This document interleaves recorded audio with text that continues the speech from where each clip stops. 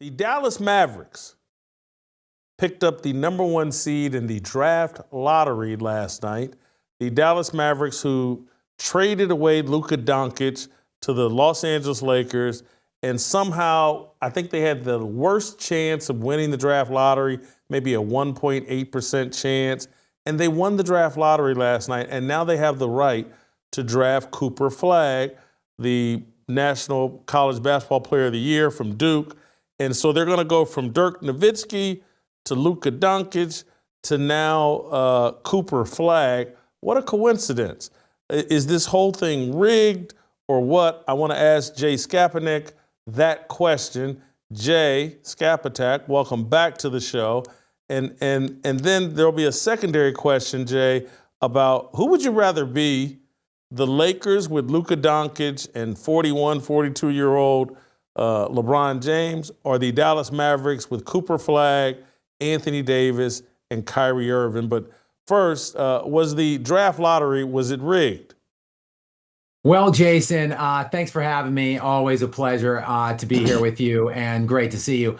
Look, I am actually pretty reluctant to give in to these conspiracy theorists. Actually, you and I were talking when I was in Nashville a few weeks ago off camera about, just some of the optics not being right, not lining up with that Luka Doncic trade back in February, right around the trade deadline.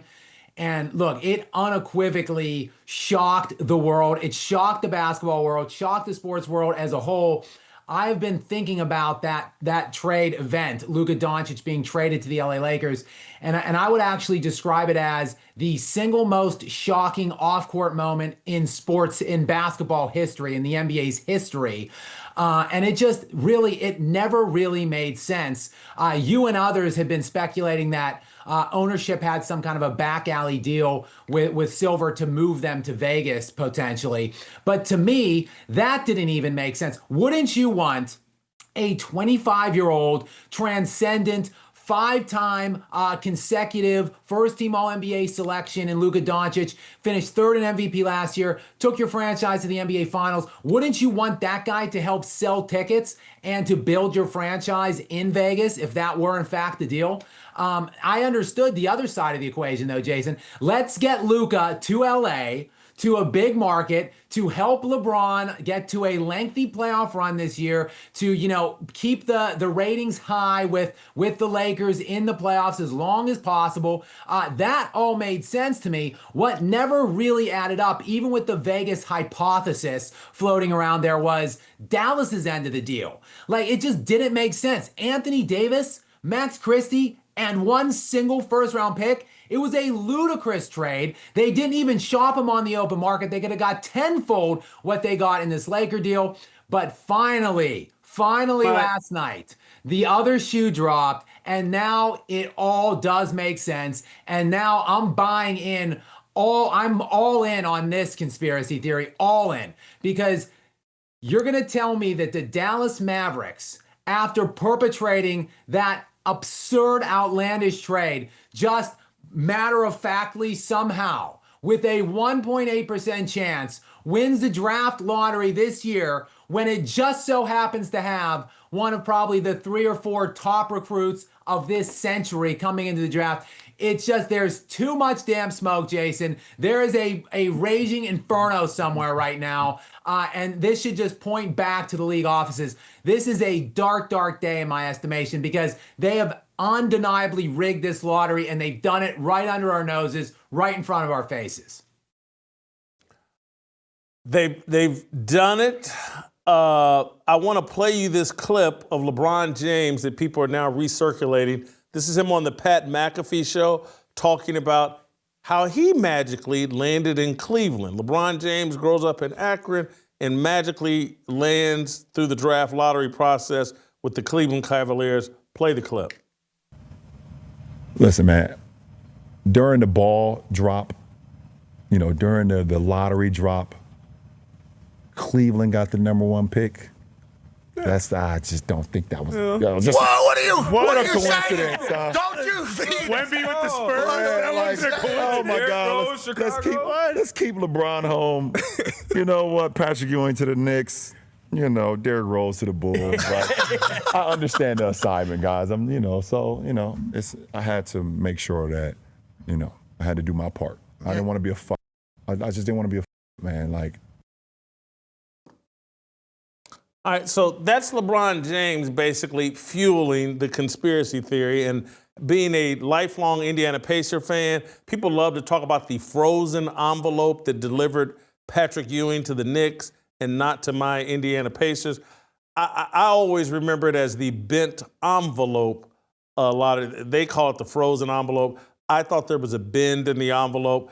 But these types of conspiracies have been around for a long time. And I'll say this, I don't like it, and certainly as a Pacer fan, I don't like it, but I understand it. It's good business.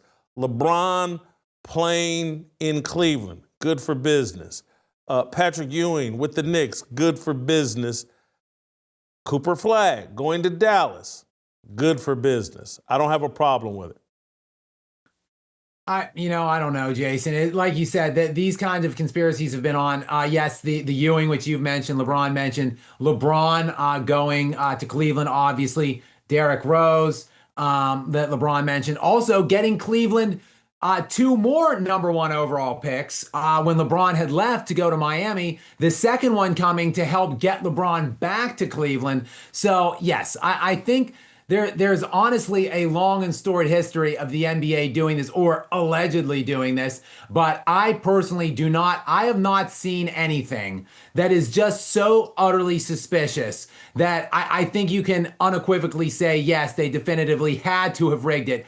Aside this year, like this year is the year where I think it is even crazier than what they've done in the past. There was at least plausible deniability in the past. There's just too many roads leading to the outright rigging of this lottery. And even I would go so far as, look, the Spurs now have the number 2 overall pick, which I think they wanted Wembanyama in San Antonio. Now they give the Spurs the 2 and 14. I think maybe they're loading up for a Giannis Antetokounmpo run this summer to try to stack up that Spurs roster around Wembanyama. So there's just a lot of suspiciousness that happened last night in that draft lottery, as far as I'm concerned. Any chance that the Mavericks, with that number 1 overall pick, try to enter the Giannis sweepstakes, or do they stand pat with Cooper Flagg?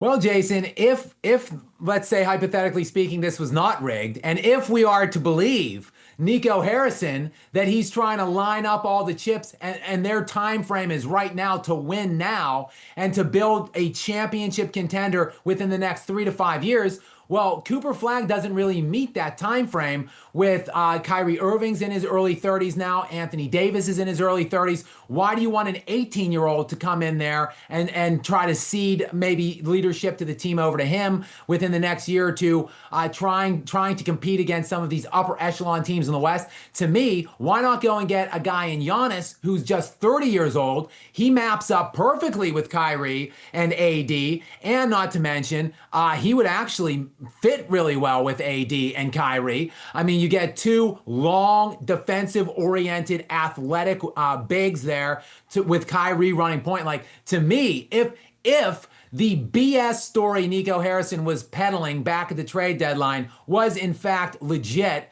and checks out, then to me, it actually does make all the sense in the world at this point for Dallas to go ahead and pull the trigger and bring in Giannis Antetokounmpo. But we'll see. I don't think that's going to happen. If you enjoyed that video, be sure to hit the like button and subscribe so you never miss a moment of Fearless.